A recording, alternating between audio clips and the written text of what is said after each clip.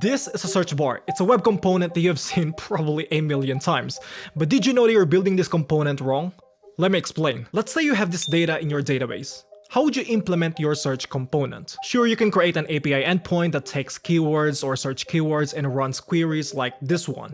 This can work, but it's going to be slow. In fact, it's going to be so much slower when you have thousands of records. So the question is, how do platforms like Hacker News create their search component? They use something like Algolia. It's a tool that can help you create efficient, flexible, and insightful search and discovery experiences for your web apps or websites.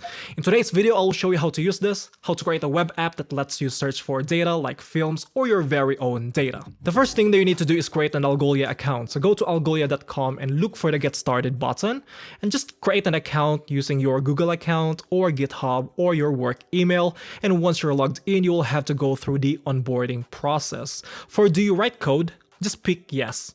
Then here, we'll create a sample dataset. You have three options. You have movies, podcast, or apparels. Now do keep in mind that Algolia calls this dataset as index. So when I say we don't have this attribute in our index, it means that we don't have that attribute in our dataset. We'll use the movie dataset and click continue. And there you go, data import is complete. Here at step 1, we can see the Algolia app in action by searching for a movie. This is also where you can design your search display. You can define which attribute is the primary text, secondary text, and so on. We'll just leave everything as is and continue. And here's the guide on how to create an instant search application. Here we have the application ID and the search API key. You're gonna need this later on when creating the search client, so keep this here. And then below this, we'll be using the Algolia's instant search CLI, and we have everything that we need here, so don't close this page, okay? Because we're not going to use this command, this specific command. We will go through the CLI, so at least you know everything, you know how it looks like and how to use it. So here in the terminal, we'll just type npx create instant search app at latest. For the project folder, we'll set it to WeeklyHow-instant search. Obviously, you can name yours however you want. And then after that, same thing for the application name. We'll just call it the same thing. And now here are the templates that you can use. There are templates for web apps, mobile apps, or you can just use the widget. For this video, we'll be using the React instant search, and we will pick the latest version, of course. Next, we'll give the application ID. We can get that from the previous page, like I said. You can just copy that and then paste it here. Same thing for the search API key. Go back to the previous page and copy and paste it here. For the index name, this is the ID of your data. If you remember, we created the movie dataset.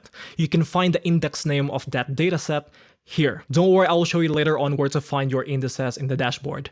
So let's just copy this and paste it here. After that, we can choose which attributes to display. These are the attributes of your dataset. You'll most likely select the title of your data here. I will choose both title and overview and just press enter. Next up, you need to select the attribute for the image display. This should always be the attribute that holds the image URL.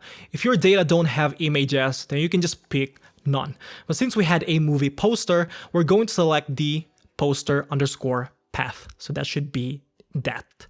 So next, we have the faceting. This is for categorizing or grouping your data. We don't have this in our current index, so we'll just press enter. Finally, enable user events. This will instruct Algolia to process the user events or whenever the user interacts with the instant search component and its results. This is good if you want to debug your search, so we'll make sure that this is set to yes. And that should begin installing all of the dependencies.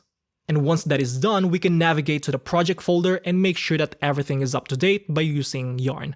I just like to do that, but you don't have to do that. You can just directly start it by using the command yarn start. And here is the app. We have a search bar and the results. And we also have the pagination underneath, which is pretty cool. Now, if we try to search for a movie, for example, a title with a word, I don't know, for, we will get all of the movies with a word for, both in the title and in the overview attribute. Now, if you take a look at the source code, there are only a couple of things that you need to do to implement this to your existing application. You need to install two packages, Algolia Search and the React-Instant Search. And then you will need to create the search client using the Algolia Search function and provide the application ID and the search API key. Now, do keep in mind that you should never hard code your API keys here. You should put your application ID in your search API key in the env file and just use process.env to get the keys. But since we're using this in the client side, your API key is still going to be exposed. So what I'd recommend is to use server-side rendering, or if you can't do server-side rendering, then you can use a secured search-only API key with rate limiting. Now let me show you how to use your own data. Let's say I have the following JSON file. It's an array of YouTube videos. So we have the title, the channel name, the description, etc. If you want to use this to test your application, I'll put this in the description below so you can check it out yourself. But what we're going to do with this file is upload this or manually add this to our index. So go to the dashboard and navigate to the data sources right over here, and then open the indices. And that's where you'll find all of the indices. See, this is the index name of your movie dataset. Okay, so we can just create a new index and name it weeklyhow_videos. And this is where you can manage your index or your data set. We don't have anything yet, so it'll display no records. Now, there are a couple of ways to add records. You can add connectors, you can type your data manually, or you can upload a file or use the API. I'll explain the connector later on because I'm pretty sure you have a concern about data or databases. But for now, let's add our data and use it. So click add manually. This should let you type your JSON object manually if you want to do that. Since I already have mine here, I will just copy this and paste it right over here. Click save. And there we go. Our index is ready.